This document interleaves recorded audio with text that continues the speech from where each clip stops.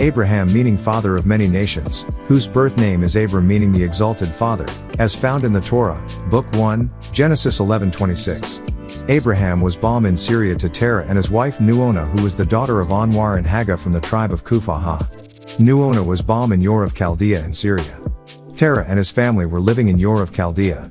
Genesis 11:26, and Terah lived 70 years, and gave birth to Abram, Nahor, and Haran. Terah, in Aramaic, Hebrew, Terak, meaning wild goat, wanderer, is the son of Nahor and Milcah. Milcah is the daughter of Gera and Ari. Terah, who is also known as Adhar, was born in Kutharia, a village near Kufaha, a city on the west bank of the river Euphrates.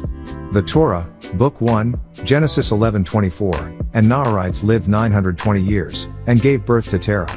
Nahor, in Aramaic, Hebrew, Nekaur, meaning breathing heart, is the son of Serug, and Milcah. Milcah was the daughter of Habibah and Daud, from the tribe of the Shemites from the land of Asher. The Torah, Book 1, Genesis 11:22, and when Serug was 30 years old, Milcah gave birth to a son Nahor.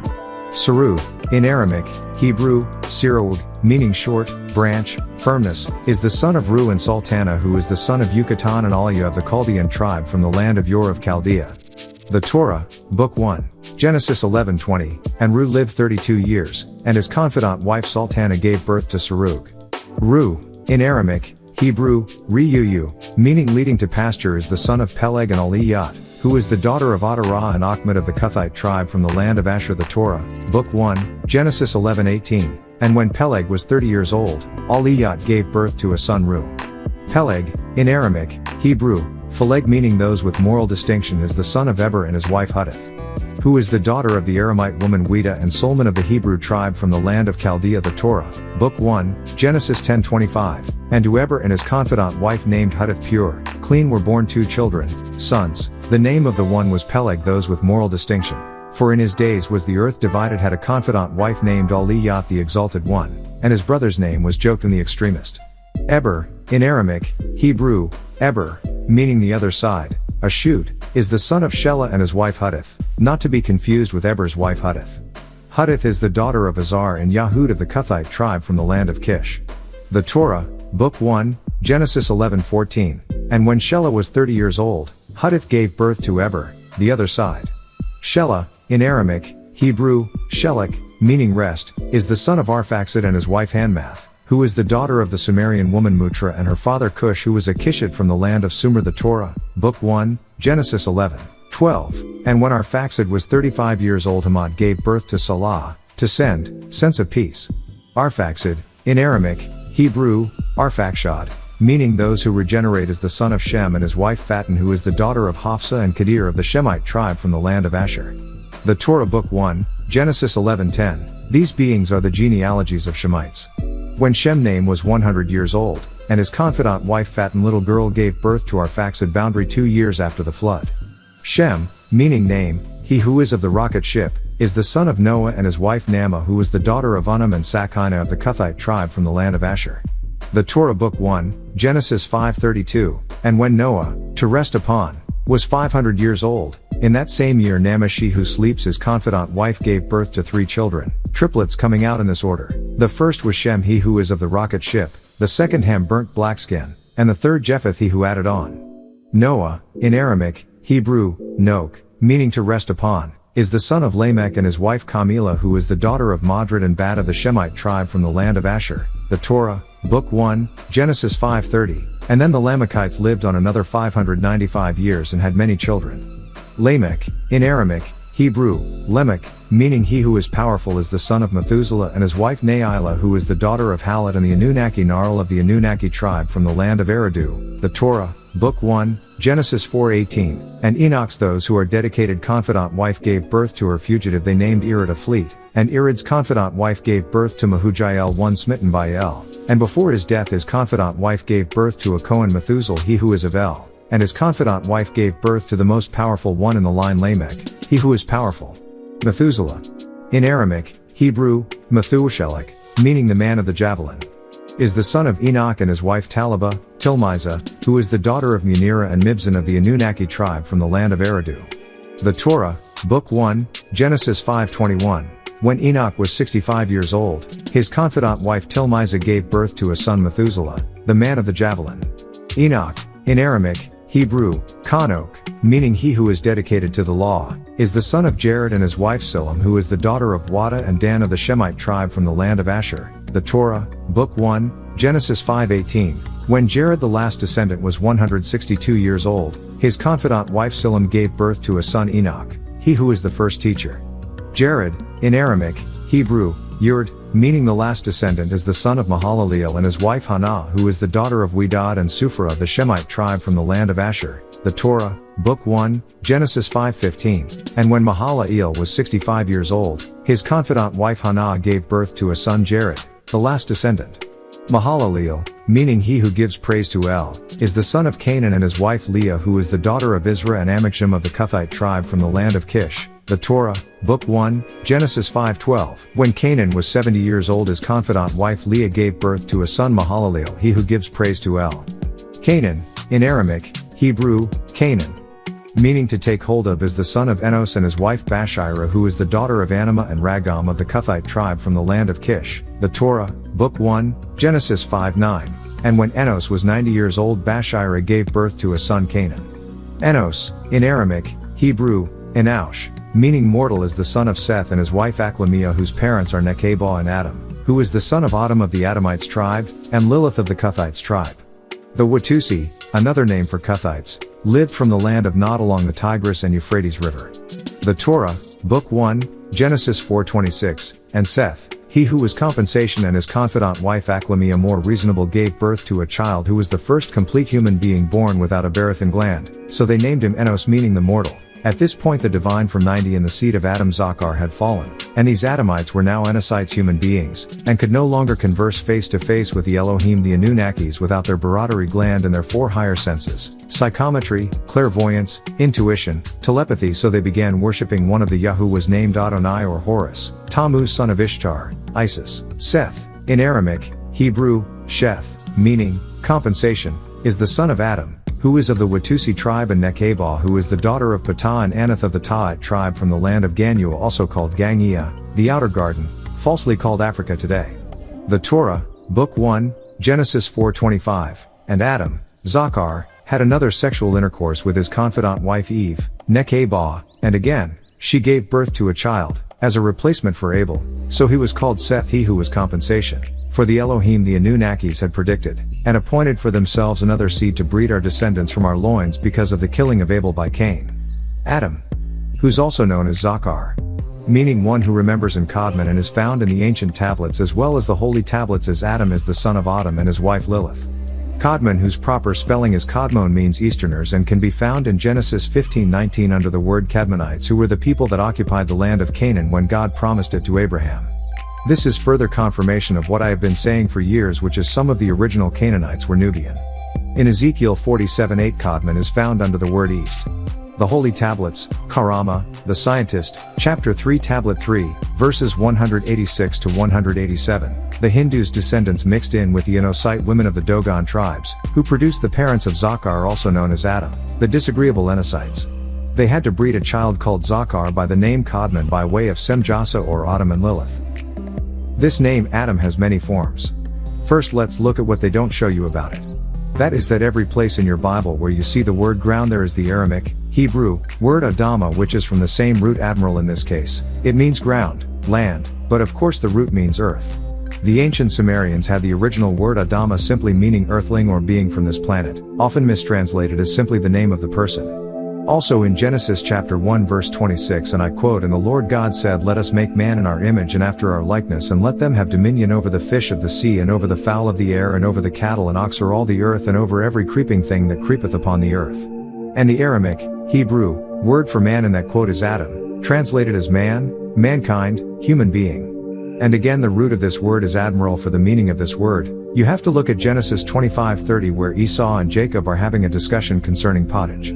Esau says, and I quote, "I pray thee with that same red pottage, for I am faint." The word being used for red is the exact same word being used throughout Genesis for man, ground and Adam. The point I'm trying to make is when reading an English translation of the Bible, unless you get the correct transliteration so that you can do a word-for-word search of the Aramaic, Hebrew, that is being translated, you will be easily fooled. Let's deal with the first man, Adam, and the word Edom to show you that they are the exact same word from the exact same root. You can find Adam and Edom both spelled Aleph, Daleth, Vav, and Mem. The first letter is an Aleph, and original Hebrew did not have vowels, and that would be the Ah sound, so Edom is really adorned the same word as used in Genesis for Adam, which are the Hebrew letters Aleph, Daleth, and Mem, and the letter Vav is a transit consonant, but the root of the word is Adam and means to show blood. This word is thought red because of the color of blood, when actually the word Adam means of the ground or earthly. And this translation of it, Edom, has been translated as red. Genesis 25:25 says, and I quote, "And the first came out red." The word red there is Adomni, meaning ruddy, red. If Esau was born red, then he should have been named Edom at birth. Now again take a look at Genesis 25:30, and it reads, and I quote, "And Esau said to Jacob, Feed me, I pray thee, with that same red." And the Aramaic, Hebrew, word for red in this quote is adorn. The same as Edom. And they're talking about red pottage. And I go on. "For I am faint, therefore was his name called Edom." This quote clearly states that they got the name Edom after the pottage or the red pottage. It says, and I quote, "Therefore was his name called Edom." The word therefore is an adjective and means for this and that reason, consequently, hence, the reason being. So I repeat, therefore, or the reason why he was named Edom was because he ate of the red pottage. So the Israelites' concept of where the white man come from is wrong. According to the New Unger's Bible Dictionary, Edom means red, and the name was given to Esau after he bartered his birthright for a mess of red stew. Genesis 25:30, and that Adam means red. Hence Adama, the ground, Adam from the earth, the earthly element, to guard him from self-exaltation, not the red color of his body. The Seventh-day Adventist Bible Commentary says the word man is Adam in Aramaic, Hebrew, the very word God employed by naming the father of the human race. 1 Chronicle 5:2. The meaning of this word has been previously explained. It is descriptive of either his color, from Adam, to be red, or his appearance, from an Arabic root which signifies to shine, thus making Adam the brilliant one, or his nature as God's image, from dam, likeness, or, as most probably, his origin, the ground, from Adama, the one of the soil, and that Edom from Adam red. Also, according to the book entitled Aid to Bible Understanding by the Jehovah's Witnesses, it says that Adam is earthling man, mankind, from a root meaning red or ruddy, and Edom meaning red. Ruddy.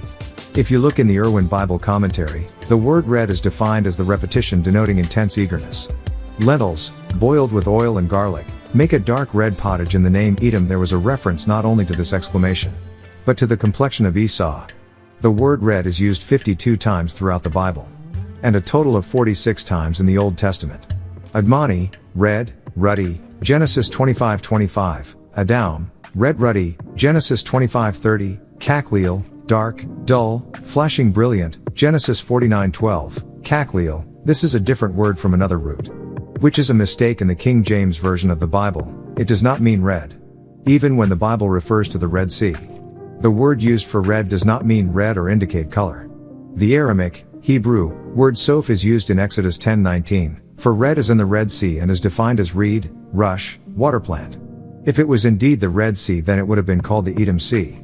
Other words used for red are, bahat, glisten, red marble, Esther 1:6, Adam, be red, red, Exodus 25:5, calmer, to boil, foam, foam up, ferment, Psalm 75:8, khmer, wine, Isaiah 27:2. Now in relation to our origin, the Honorable Elijah Muhammad was asked, how came the black god Mr. Muhammad?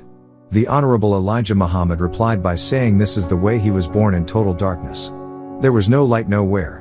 And out of the total orbit of the universe of darkness, there sparkled an atom of life. This was written before scientists discovered that atoms are composed of smaller particles called quarks. So there was something before the atom, and if it sparkled, something caused it to sparkle. And out of the universe of darkness there sparkled an atom of life long before there was a where and a when.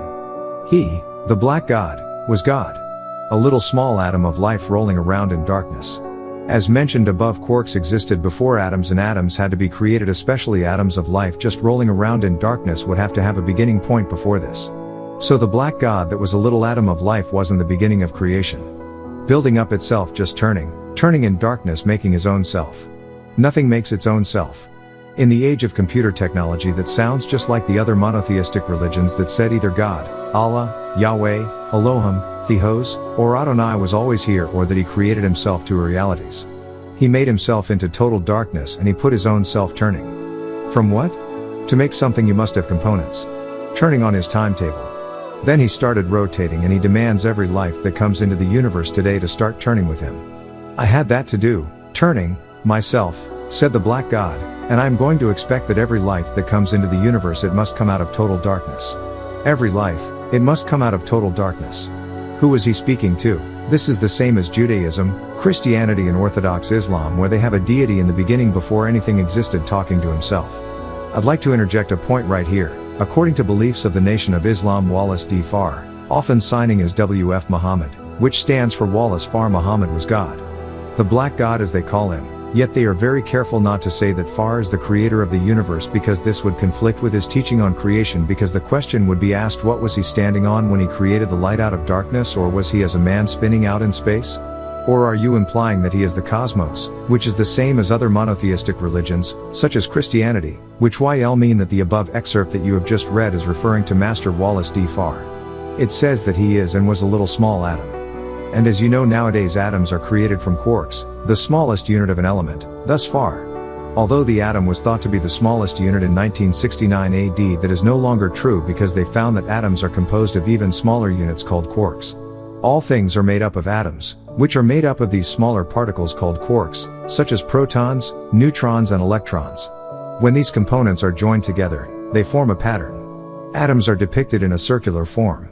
Now, why would God say that he is from an atom when the quark is what makes up the atom? And that would also mean that God is not the first because the particles that the atoms are composed of obviously came before it. God, who is the creator of the universe, would know that and not make the mistake of saying he is simply from an atom. Now let's continue.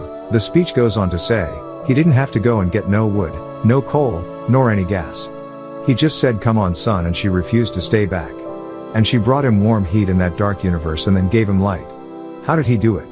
First created himself and he was light of himself, he emitted light from the live atom of self and they still can do that. He couldn't go get wood or coal or any gas because it couldn't have existed yet. And they're saying he was speaking to the sun. This sun is not the oldest and not the largest, it is merely one of billions of stars. And he referred to the sun as Ashi. In Arabic of the Quran you have the word Shamsa for sun. In fact, there is a whole chapter 91 in the Quran entitled the sun and the word is masculine Shams. In fact, verse 1 reads, by the sun and his glorious splendor, and then verse 2 by the moon as she follows him, and that's from page 1742 of the Allama Yusuf Ali version of the Quran. Then in the Maulana Muhammad Ali version of the Quran page 1179 under the same title the sun, verse 1 reads, by the sun and his brightness, verse 2 says and the moon when she borrows light from him. And these are the two versions recommended by Honorable Elijah Muhammad in both the Message to the Blackman page 21 and Supreme Wisdom page 51. Yet in both these Quran the sun is called he and the moon is called she. Above it states and she, the sun, refused to stay back. They can crown you with light. The Blackman does this, creating light out of darkness where there was no light. Calling for light to come forth. I am here and all around me is darkness. I need the light. And the sun came into existence and started shining. Allah does not need. This is nothing more than the Christian story of Genesis chapter 1 which speaks about the light coming out of the darkness where it says and the earth was without form and void and darkness was upon the face of the deep. And it is also mentioned in Quran 6:1 and I quote, praise be to God, who created the heavens and the earth, and made the darkness and the light. God, who is creator of the universe, does not have to say come on female sun, nor does he need the sun to warm him, because if he did that would mean he was existing in freezing weather and that he didn't know that it would be cold without the heat of a sun, before he decided to make this ball of fire called the sun. God does not have needs. Also, by saying that God needed the sun to warm him, you are saying he needs again and is not in control of the boundless universe. He made another one and said I think I need another light over here. There be a light, and he kept on saying there be a light. That's the same as let there be light in the Bible. Until he filled the space so full of light that you can't find a telescope that will take you to the wall of darkness. You can't be out of light now, as once upon a time you could not see out of darkness, now today you can't see out of light. Who was two that did this? Was it a white God or a black God? The black God, that is who did it. How came the black God, Mr. Muhammad? He is self-created. In the first place one God was God of the universe, and in the last place, one God is the God of the universe. That is saying that the same God who created the universe is the same God that is with them, Master Farr Muhammad, who was born in 1887 AD, who the Noy admits ate pork. They say if we asked him to eat with us he would eat whatever we had on the table, but after the meal he began to talk, now don't eat this food, it is poison for you. The people in your own country did not eat it. They are referring to pork. Khinzir in the Quran 2-173, he has forbidden you only what dies of itself in blood and the flesh of swine, and 6-146, forbidden for an eater to eat thereof except that it be what dies of itself, or blood poured forth, or flesh of swine, pork, for that is unclean. This Quran was supposed to have been revealed by Allah according to the message to the Blackman book, page 86. The word of Allah, God, is holy and his word is true. Therefore all truth is holy, for Allah, God, is holy and is the author of truth without a shadow of a doubt. Allah is the representative of the Holy Quran, not a prophet. In these words, this book, there is no doubt of it, is a guide to those who guard against evil. Quran 2-2. So the Nation of Islam taught that the Quran was Allah's. Quran 482, and the Quran made pork unlawful, then Allah would not and could not eat pork. It would be going against his own words. Everything that is of life and everything that is of matter in the universe, it came from him. He created it. Who is this God that the Noah is speaking about? It is not the Allah of the original Quran. And this creation story is the same as Christianity, consisting with mythology and spookisms.